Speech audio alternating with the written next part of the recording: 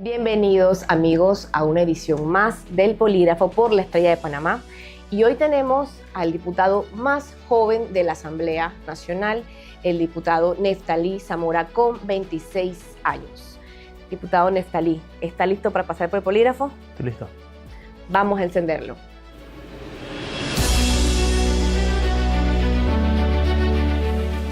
Diputado, vamos a empezar este polígrafo con lo más reciente y es el proyecto que usted presentó para que Panamá saliera del Parlacén. Primero, ¿cómo se siente que ni siquiera se haya podido discutir de que Panamá salga un organismo que no le ha presentado ningún beneficio históricamente? Y segundo, pues, ¿qué va a hacer sobre ello? Primero, este proyecto de ley no es nuevo. Yo lo presenté en el primer año de gestión. El mismo no fue ni siquiera tomado en cuenta para prohijamiento. Esta vez llegó un poquito más lejos, llegó a la discusión para prohijamiento. Desgraciadamente muere en su cuna porque no tiene los votos necesarios para poder avanzar.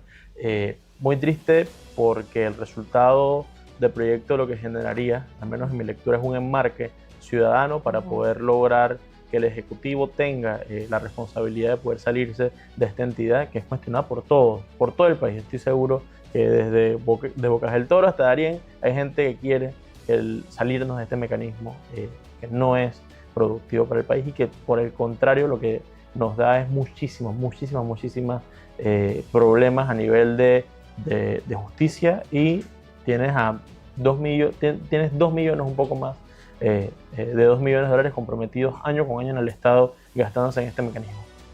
¿Y qué mensaje se le da al país con esta anulación de la iniciativa? No, yo creo que en general, más allá del mensaje que se le da al país, es cómo está funcionando hoy la Comisión de Gobierno. Igual que en el periodo pasado, atrasaron esta discusión un año, punto uno. Punto dos, mantienen sin discutir proyectos de ley tan importantes como el que presentó el Procurador de Justicia, que busca poder atacar varios frentes en materia de lucha anticorrupción. Y en ese sentido me preocupa muchísimo que no podamos lograr siquiera poder tener seguimiento a estos proyectos de ley tan importantes para el país y que el país tanto demanda.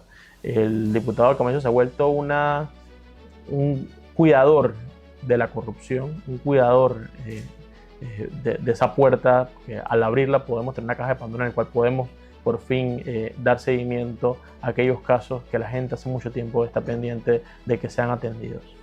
¿Qué representa para el resto de los diputados justamente esta posición del diputado Camacho en esta comisión y que de alguna manera ha sido un escollo para discutir proyectos importantes? Bueno, yo creo que representa un atraso para la Asamblea, representa un atraso para lo que nosotros queremos como Asamblea y sobre todo genera nuevos resultados que nosotros creemos convenientes. Cuando tú tienes una comisión tan importante como esta, con proyectos tan importantes, no darles pie y no conseguir los votos para poder salir adelante con ella y ni siquiera poder ponernos en orden del día, yo creo que atribuye esa desconexión que hoy tiene la Asamblea con el país y yo creo que alimenta esa percepción, nada positivo. Y ahora estamos en una nueva asamblea realmente y justamente en esta línea de lo que estamos hablando, usted, bueno, su partido independiente apoyó al presidente actual de la asamblea, pero ustedes dijeron claramente pues, que no era un voto en blanco, sino que iban a fiscalizar.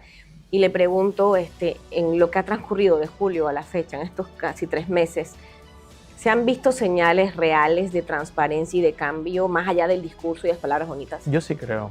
¿Cómo cuáles? Por ejemplo, la producción que tiene la Comisión de Educación. Es un claro resultado de que eso jamás hubiera sucedido si hubiéramos seguido con la presidencia como la teníamos. La producción y la capacidad que tiene la Comisión de Asuntos del Canal, por ejemplo, que ya fue a Río Indio a conversar con los afectados de este embalse que se pretende hacer.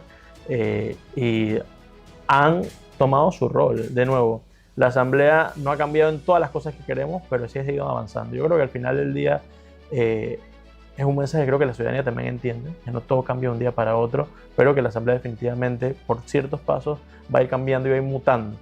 Una pequeña mutación de cara a poder hacerla más transparente, más justa, más correcta, que no va a suceder de hoy para mañana, pero definitivamente hay pasos que se están dando. Y en el tema de transparencia y las planillas tan cuestionadas, ¿qué se ha hecho? ¿Sabe usted? ¿Han estado pendientes? Yo entiendo que el presidente de la Asamblea particularmente ha visto con lupa el tema de las oficinas de participación ciudadana pero él le toca responder sobre eso, no a mí. Así es, no, y lo pregunto porque ustedes están fiscalizando, nosotros hemos pedido múltiples veces una entrevista con el presidente de la Asamblea y lamentablemente pues no nos las ha concedido ni respondido, pero pues ustedes como posición independiente de Vamos y dijeron pues que iban a fiscalizar entre tantas cosas. Claro, pues. voy a lo mismo, el compromiso de parte del presidente Jorge Herrera es uno y lo marcamos dentro de un conjunto de textos que creo que en su momento podemos compartirles, en el que entre esos estaba el trabajar una agenda común, que es lo que están haciendo hoy los presidentes los jefes de cada bancada. Se reúnen semana a semana para poder definir la agenda que va al pleno. Eso no pasaba antes. Y ahí es donde proyectos como el de transición de juntas comunales que yo presenté llega a tercer debate y puede ser aprobado, producto de esas conversaciones. Al final sí hay resultados, no todos los que queremos, pero definitivamente se está avanzando. ¿De cuál proyecto se siente usted muy orgulloso que haya logrado su avance, de sus proyectos? Por ejemplo, el que acabo de comentar, de las juntas comunales. El de transición ordenada y transparente de juntas comunales y municipios. Ese es un proyecto que durmió todo un año, producto de que no tenemos el apoyo político para poder lograrlo, y hoy con el apoyo político del diputado presidente de la Asamblea, Jorge Herrera, está en tercer debate, ya pronto a promulgación por parte del presidente. En síntesis, ¿qué busca este proyecto y cuál es su contenido medular? No sé si recuerdan que ustedes también tuvieron un rol fundamental en esto, documentando todas las peripecias y todos los problemas que tuvieron los gobiernos locales que entraron nuevos. Cuando teníamos una alcaldía de Colón, por ejemplo, que tenía más de 15 autos de bienes aprehendidos y nadie sabía dónde estaban, o cuando tenías la Junta Comunal de San Francisco, que le habían borrado la contabilidad, o cuando tenías, por ejemplo... En varias juntas comunales. Sí. Cuando tenías la Junta Comunal de Martorrijos, que no tenía las llaves para poder entrar a su Junta Comunal. Todo eso se elimina con producto de este proyecto de ley que busca generar la última obligación para la autoridad saliente, que es dejar la casa en orden. Y eso fue un alcance importante que terminamos logrando, producto, como comenté antes, de un camino político que comenzó y que se enrumbó el 1 de julio de este año. Claro. Ahora también entre sus proyectos más recientes, anteproyectos aún, está en el del transporte. Recientemente usted tuvo una reunión con los transportistas con ánimos un poco caldeados, ¿no? ¿Por qué estaban tan, digamos, emocionados y qué busca su iniciativa en síntesis? ¿Qué quiere cambiar usted con ese proyecto de ley? Yo creo que ellos podrán comentarte por qué están preocupados por el proyecto.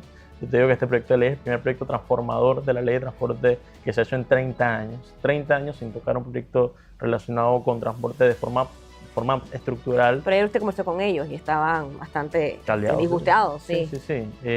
Y es que... un enfrentamiento ahí, ¿no? Pero también hay que ver quiénes estaban disgustados. Están disgustados los que eran dueños de concesionarias, están disgustados los que son dueños de prestatarias, los que tienen a perpetuidad el derecho a poder tener una ruta. Nosotros lo que queremos es que estas rutas pasen a ser de licitación pública, que tengan un tiempo, un inicio y un final, que puedas tener transparencia y que puedas tener forma de fiscalizar el servicio de transporte de forma activa, que por ejemplo dentro de ese proceso de contratación que se debe dar por cualquier ruta puedas ponerle entre sus devenires, entre sus responsabilidades, que por ejemplo que los buses no tengan bulla, que los buses que tengan regulador de velocidad, que tengan todas aquellas cosas que la gente nos pide al final del día y que sobre todo se pueda tener de forma transparente y clara el tema del precio del pasaje.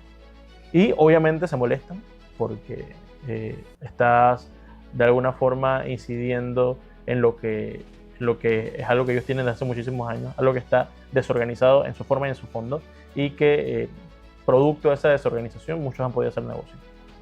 ¿Qué va a pasar con los cupos? Y sí, el negocio también está en los cupos. Y a eso voy. De hecho, no, los cupos los cede el Estado de forma gratuita, ¿vale? El énfasis es gratuito, pero esto se revende y adquieren deudas de varios miles de dólares. ¿Qué va a pasar? Y a eso voy. O sea, ¿quiénes son los que lo revenden? Los dueños de las prestatarias y concesionarias. Y lo que tenemos hoy... Que no son los palancas. No, que no son los palancas, que no es el empresario que tiene un bus, que no es el emprendedor que salió y compró un taxi para poder salir adelante, para llevarle pan a su casa, sino que ese mismo emprendedor tuvo que pagar $5,000, $6,000, $10,000 para poder tener un cupo de taxi. E igual en el transporte selectivo, que el emprendedor que quiso sacar un bus y salir adelante por medio de ese negocio tiene que pagarle $8,000, $10,000 a la persona que es dueña de la concesionaria. ¿Por qué? Sí, así es. Y eso, o sea, lo que nosotros tuvimos ayer, lo que tú viste ayer, lo que el país pudo ver ayer es prestatarias y concesionarias bravas porque le queremos quitar ese derecho a cobrar algo que se le dio de forma gratuita. Todo. Y al final del día lo que a mí me da mucha tristeza es que viendo la coyuntura de la comisión, yo veo muy poca respuesta respecto a querer proyectar este proyecto de ley. Ahí vamos. Y yo no veo que tenga el apoyo en este momento para poder avanzar, desgraciadamente, porque métanle mente a esto. O sea, el país requiere esta ley hace mucho tiempo. Este levantamiento no fue por el prohijamiento, no está en el orden del día de prohijar. Simplemente fue una turba enardecida de personas que tienen un conjunto de derechos que no quieren que se los quiten y hoy están peleando por eso. Pero no solamente personas, también hay políticos, usted lo sabe. Claro que sí, de nuevo. Con intereses y no solo intereses, sino con negocios en el transporte. Claro que de sí. Hace varios años. Aquí hay millones de dólares dentro y este es el proyecto de ley, quizás el proyecto de ley más transformador que he presentado, pero desgraciadamente sin capital político y sin una asamblea que pueda responder a trabajar dejando de lado sus intereses es muy difícil poder moverlo. ¿Esos políticos se han acercado a usted a decirle algo sobre ese proyecto? No, mira, eso sí te puedo decir que no me han dicho nada. ¿Usted sabe quiénes son? Puedo suponerlo, pero no, así, estoy muy ¿De sincero. quién supone? No, o sea, algunos de los que son miembros de la comisión, que por algo les interesa el transporte, pero particularmente, de nuevo, ninguno, y te puedo ser muy claro, ninguno se ha acercado a mí a decirme no avance con ese proyecto. Simplemente yo creo que han dejado a los demás hacer la bulla y hacer el blur para poder empantanar la discusión. Y diputados transportistas, diputados y diputadas también. Sí. Y con familiares, ¿no? Eso se reparte. Ayer se dieron varios nombres de diputados que hoy no están en el puesto. No recuerdo la mayoría de nombres, pero no, el transporte y la política siempre han estado muy entrometidos. Yo, a diferencia de mis colegas, en vez de querer estar peleando por cupos o estar pidiéndole cupo a las concesionarias, lo que he estado tratando es de romper ese mercado negro que existe, y lo que me he ganado, bueno, ha sido que nos cerraron la asamblea el día de ayer. Así es. ¿Y qué estrategia tiene en mente? Porque entiendo, como usted bien dice, que la presidenta de la Comisión de Transporte, por ejemplo, no ve el proyecto con buenos ojos, está más que nada apoyando al sector transporte, ¿no? Desde su punto de vista de lo que a ellos les favorece, que es lo que se ha mantenido el status quo hasta ahora. Mira, ¿qué piensa hacer usted?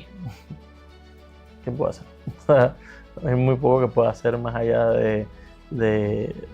yo creo que va a ser muy difícil convencerla a ella. Yo esperaría a la siguiente comisión, a la del 2026-27, con una nueva presidencia, poder conversar para poder avanzar en ese proyecto. Yo no veo, por la respuesta que tuve ayer de parte de los comisionados y por la respuesta que tuve ayer de parte de la presidenta, ni una respuesta en privado, como dije antes, pero yo no veo espacio político en este momento para poder movilizar ese proyecto de ley, desgraciadamente. Por más que me interese y por más que el país lo necesite, los comisionados de transporte en su mayoría defienden los intereses de los transportistas, no del usuario. Y no de los usuarios, ni el resto de los panameños, que somos todos. Desgraciadamente.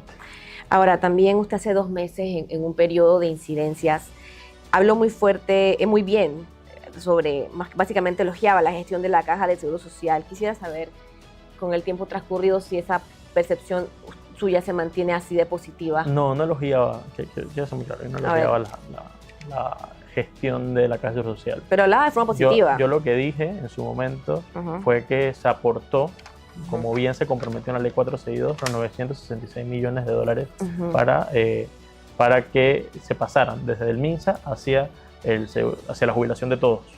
Y eso fue lo que dije y es verdad. Tú puedes ver el presupuesto pormenorizado y ves cómo está el traspaso del dinero de la cantidad de casi $1 billón que se comprometió con la Ley 462 a la jubilación de todos. Eso es un avance enorme que no se tenía nunca, se había pasado ni siquiera 300 millones de dólares al seguro de todos los panameños. Y hoy estamos pasando $1 billón. Sí, y en esa línea el país en estos momentos tiene un problema serio de ingresos. Sin dinero no se puede gobernar. Y aquí en este medio hemos seguido mucho el tema de la deuda, el servicio de la deuda y el presupuesto para el próximo año. Básicamente 1/4 de ese presupuesto va al servicio de la deuda. Usted tiene una línea de pensamiento libertaria, es lo que se le ha cuestionado en redes sociales y demás. No libertaria. Cuénteme, ¿cuál es su pensamiento económico, el modelo económico que usted quiere para el país? Yo estudié finanzas y yo creo en los números. Estamos hablando de números. Sí, y yo creo que reales. Los números no tienen espacio al sentimentalismo y yo vengo a aportar mi visión como un estudiante de finanzas de la USMA, que al final tuve profesores técnicos que me enseñaron cómo funciona la cuenta T y yo no puedo venir a hacer que mis discursos sean muy distintos a eso. Mi papá y mamá, gracias a Dios, que echaron adelante a punta de esfuerzo y a punta de trabajo, no a punta de subsidios. Me he dedicado yo a trabajar desde los 18 años, 19 años. Pero los subsidios los tenemos todos, no es que apunte subsidios, pero a veces es necesario, por ejemplo, sin el subsidio de la educación de la Universidad de Panamá, la mitad del país no pudiese estudiar. Claro, no, estoy de acuerdo. Pero a lo que me refiero es que si se me apunta en un momento como liberal o libertario, que tampoco es un delito ni tampoco es nada necesariamente malo, yo creo en el trabajo duro. Yo creo ¿En qué línea se define usted? O sea, no es que esté mal, le pregunto porque todos tenemos derecho a pensar, pero quisiéramos saber en dónde usted se define realmente y qué modelo económico quiere para el país. Buena pregunta, nunca me la habían hecho. Estamos en el polígrafo. Por lo menos públicamente, yo me defino, yo creo en el libre mercado. Yo En creo el libre mercado. en el libre mercado. Yo creo que las capacidades, un país echa adelante en la medida que sea más productivo, más eficiente.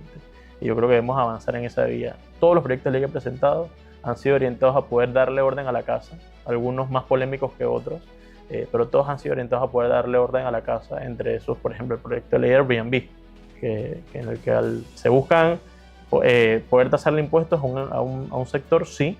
Eso no es muy libertario, no se podría ver muy libertario de mi parte, pero es porque necesita tener el orden necesario para poder seguir creciendo y poder seguir avanzando. Y asimismo he avanzado en otros proyectos de ley, he aportado otros proyectos de ley que siguen esa agenda. Y yo creo bien que de nuevo, yo creo en el trabajo fuerte, en trabajo duro, en echarse hacia adelante, en esforzarse un montón. Y la visión que quiero para el país es esa. Más gente que crea que esa es la forma correcta de progresar. ¿Y sus mentores son libertarios, como dicen en redes sociales? ¿Eso es cierto? Para nada. ¿A quién usted admira? Por ejemplo, a mí me gusta mucho la política de Barack Obama. Me encanta. Me he leído todos sus libros. Me parece un buen político a seguir. Académicamente hablando, sí he tenido la oportunidad de poder tener bastante lectura libertaria, pero también bastante lectura de diferentes tipos de pensamiento. Y eso sí, me gusta ser muy académico, me gusta ser muy friki de la academia, sobre todo este tipo de conversaciones. Pero en la medida que uno va detallando, se empanta la cosa y comienzan a generar cortes. Así que yo creo que esa discusión podemos tenerla mucho mejor si conversamos en qué tipo de país queremos tener, pero no solo eso, sino también cómo podemos arreglar las cosas que ya tenemos. Que hay un montón de problemas en la casa en este momento, y ponernos a preguntarnos qué modelo queremos tener. Yo creo que es una segunda discusión. Primero tenemos que ordenar todo lo que tenemos aquí, que hay un montón que se puede hacer y eso no necesita mucha ideología. ¿Y cuál es la principal preocupación suya en cuanto a las cosas que hay que ordenar en esta casa? No, yo creo que tenemos mucho gasto, poco ingreso, y debemos avanzar en esa agenda de poder reducir los gastos del Estado y generar más ingresos. Y yo creo que eso es lo que es parte de mi misión, y ir reduciendo gastos en la medida en la que sea posible. Por ejemplo, hace poco comentaba de por qué tenemos 6, 7 instituciones que hablan de agro, que no podemos tener una sola bien organizada. ¿Por qué tenemos bingos nacionales? Que siempre lo he cuestionado, que nos gastamos $1 millón, un poco más anualmente en esa estructura. ¿Por qué tenemos, por ejemplo, ayer llega a la Comisión de Presupuestos la Universidad Indígena, que ni siquiera tiene sede? Entonces, yo creo que esos son un conjunto de preguntas que hay que hacernos, por qué es necesario, pero yo creo que iniciando conversaciones, que es algo que tiene la oportunidad de poder hacer en varios temas en el país, generó retroalimentación positiva. Y hablando de mayores ingresos que se requieren, ¿estaría usted dispuesto a proponer algo o apoyar una iniciativa que busque aumentar los impuestos a los sectores que tienen mayores ganancias? Definitivamente. Específicamente, yo creo que más, yo no tengo miedo a afrontar estas discusiones y considero que son necesarias, pero creo que todavía no estamos en ese punto. O sea, todavía estamos en el punto de cómo podemos acercar la recaudación a lo que dice el presupuesto. Hoy no lo logramos ni de cerca. No, hay un déficit ahí, no se cumple la meta, por eso le preguntaba, porque pues es una de las cosas que no se quieren abordar. Es que eso, el déficit no viene exclusivamente de las grandes riquezas, que sí, definitivamente es una parte importante, pero el déficit también viene de cosas tan sencillas como lo que hablamos de Airbnb. El hecho mismo que no se le cobra a todo un sector el 10% que se le debe cobrar. Estamos hablando de una cantidad. Yo estimo que mi proyecto de ley va a generarle en torno a 7, 8 millones de dólares al año al Estado. Sí, hay una brecha tributaria importante. Y ese es solo una herramienta.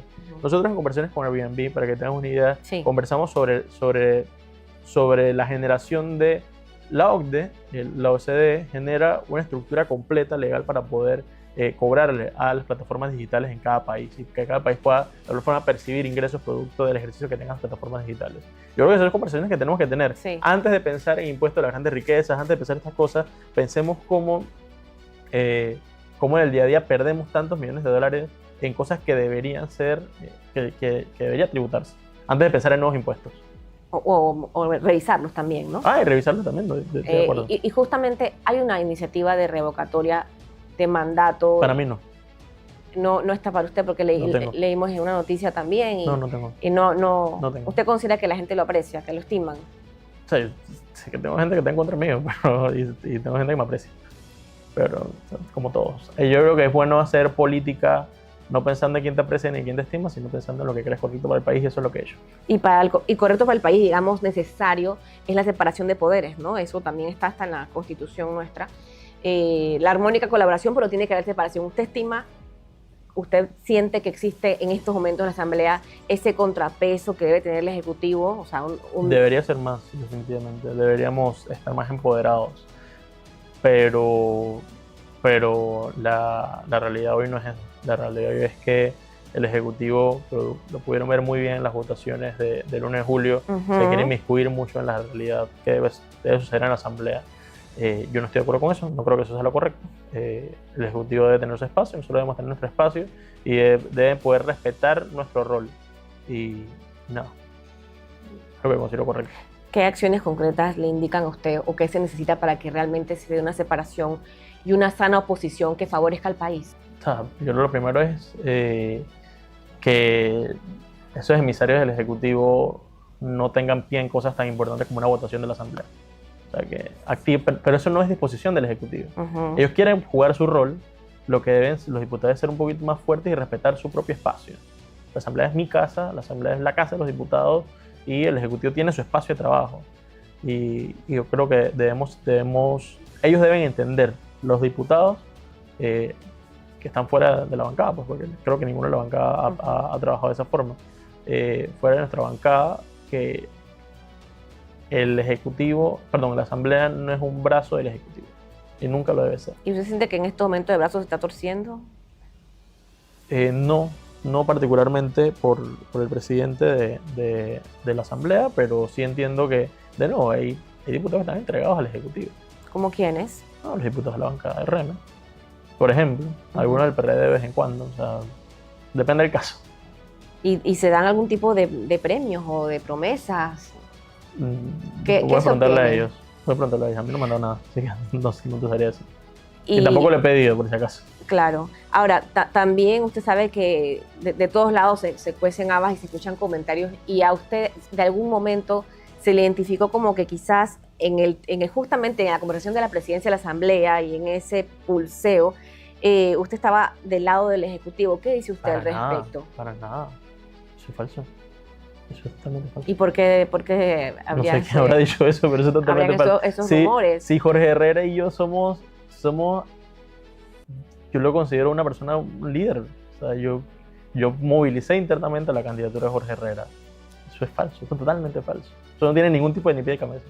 Por el contrario, de nuevo, vuelvo a lo mismo. Yo con Jorge Herrera tuve la oportunidad de conocerlo de forma más cercana, por una relación familiar. Él fue alcalde de Aguadulce, mi familia es de Aguadulce, y lo conozco desde ese momento. Luego tuvimos la oportunidad de trabajar en conjunto en la Comisión de Asuntos Municipales.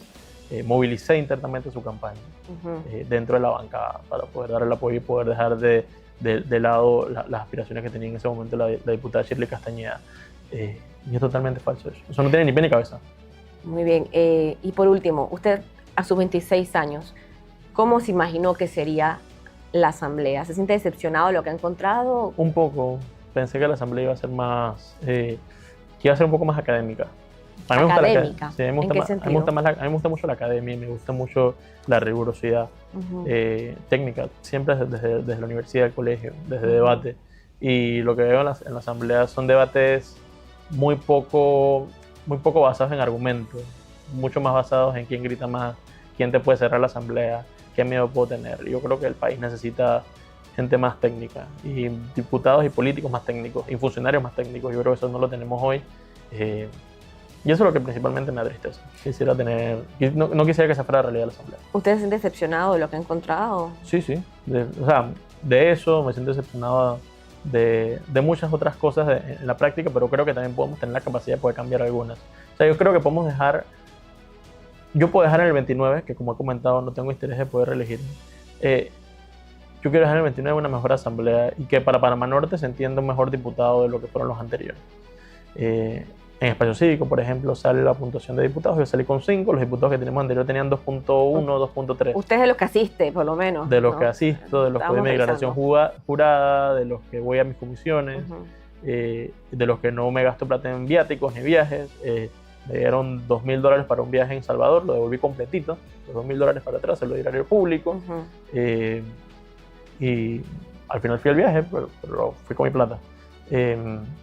Y yo creo que eso es lo que le falta a veces a los diputados, entender el momento coyuntural en el que estamos, en el que se necesita técnica, se necesita capacidad, y muchos de ellos no cumplen con eso. Y bueno, ¿qué puedo hacer? Son los que escogió la gente, y lo que me toca es aceptar lo que tenemos en este momento. Y quizás en adelante, en el 34, en el 40, la asamblea mejore y me puedo meter de nuevo por ella. Y la asamblea, además de su rol de establecer, de crear las leyes, que es lo que la gente suele ver o entender, también tiene un rol importante que es el de fiscalización, además de hacer justicia, porque tiene competencias muy particulares y usted lo sabe. Ojalá que retomen ese papel como organismo, la credibilidad que se requiere para el país. Es muy difícil cuando la presidenta de la Comisión de Credenciales viene del Ejecutivo. Pero bueno, o sea, al final del día la comisión que tiene la capacidad constitucional de poder generar justicia es la Comisión de Credenciales. Y por eso era importante la elección del 1 de julio, y por eso fue importante las elecciones subsiguientes. Yo creo que si algo hemos aprendido de hacer política, de estar un año en esto, además de poder ganar la presidencia de la Asamblea, es que en cosas tan delicadas como esto, como la elección de la Comisión de Credenciales, como la elección de la Comisión de Gobierno, no podemos ser delicados. Y yo creo que no podemos dejar las cosas a la suerte, que parte de eso fue lo que sucedió en la elección a los comisionados. Eso es lo que al final del día genera pocos resultados. Tú puedes ver los resultados de la Comisión de Transporte, por ejemplo, versus la Comisión de Educación. La Comisión de Educación sesiona 4 veces a la semana. La Comisión de Transporte ni siquiera tiene el valor de poder proyectar un proyecto de ley para poder reformar la Ley General de Transporte. Al final del día, te das cuenta que los liderazgos sí son importantes, y hay una diferencia entre un diputado de Vamos y un diputado de otro partido. ¿Cuál es la consecuencia más importante que usted ve en la elección de la presidencia de la Comisión de Credenciales, tal como usted lo ha descrito? No, de nuevo, es que no sé. Me sorprendería gratamente, y espero poder avanzar, que pueda avanzar con eso, que se defina una hoja de ruta clara y que se discuta el reglamento orgánico del régimen interno de la Asamblea. Ya con eso, Dana, me cae la boca. Y espero me caiga la boca. Y hoy no pasa eso, desgraciadamente. Bien, amigos, gracias por estar en presencia online de este Prolígrafo Más por la Estrella de Panamá, con nuestro invitado, el diputado Neftalí Zamora, independiente de Panamá Norte.